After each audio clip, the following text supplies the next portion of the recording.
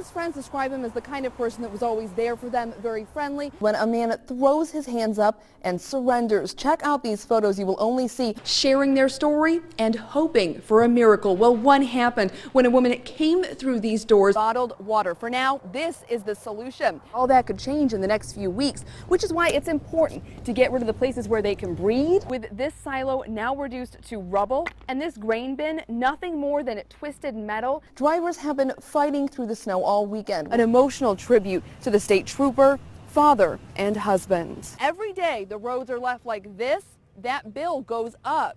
Each day, he says it's costing taxpayers another $150,000. This all happened in Midland County. She decided to change that, paying for another 7 nights here. The last search teams went out just moments ago. All day, you can see this crew behind me, 500 people professionally trained in looking for missing children wearing their full uniform and these badges. But for one police officer in Flint, the city is in the process of putting new filters in. These bikes, kids should be out playing on them. Instead, they're here at this school in Davison. I'll tell you why the schedule these kids are on is soon going to be happening in a lot more schools in Genesee County. The Flint Schools superintendent says he's given strict instructions to all of his teachers and staff at all Flint schools. Students are not to drink the water coming out of the tap. There are children here. I even get a little teary-eyed thinking about it. There are children here. The message from a team of Hurley doctors was heard loud and clear by the Flint Schools superintendent. I'm taking control of the part of the day that I have control over, and that is the school day. As soon as the results of the study were released showing increased lead levels in kids, the Flint Schools announced students would no longer be drinking the water. I feel that as a district, we're facing it and we're doing what we need to do to protect the community's children. While the superintendent, who is relatively new to the district, says he thinks they reacted quickly, Melissa Mays says she's already been skeptical and her son has been taking bottled water with him since last school year. Well, it's terrifying. They have gym class. I know they're hot, they're sweaty, they're thirsty, the kids are. So you know how many kids just line up to the water fountain here at school. You're supposed to be safe. While it's a scary reality for Melissa as a mother of a Flint Schools student, she's thankful to see these bottles of water pour in. Monday, these 84 cases were donated by Home Depot thanks to an executive for the company who is a proud Flint Central grad. But more donations are still needed. But I need for everyone in the community to really wrap your arms around your community schools.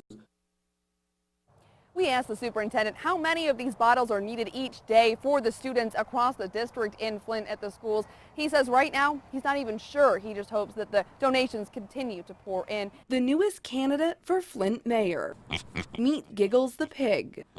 She already has hundreds of people following her campaign on Facebook. She doesn't have a criminal history, okay?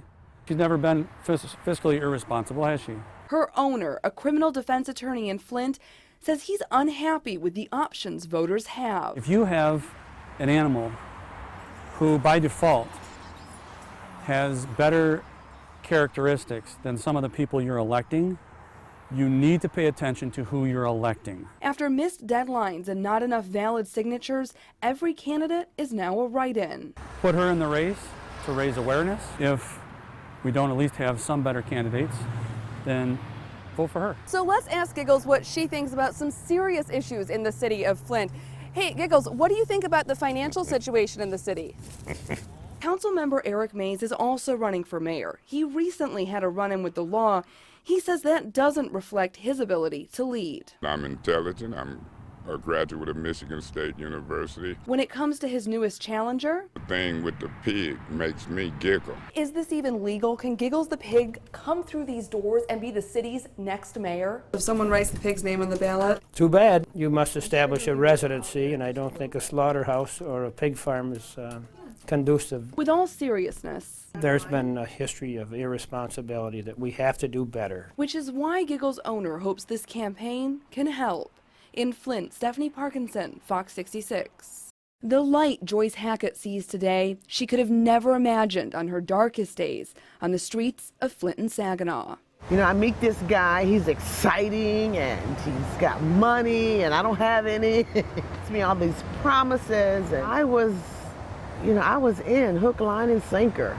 Didn't matter what was going on in the lives of the You know, other women that he had, it didn't matter because he wasn't going to do to me what he did to them because he said he loved me. But that fairy tale quickly faded. And the next thing you know, appointments were being made for me in hotels with strange men. And I'm laying there in the bed, naked and beaten. I don't know what was worse, the fear or the degradation.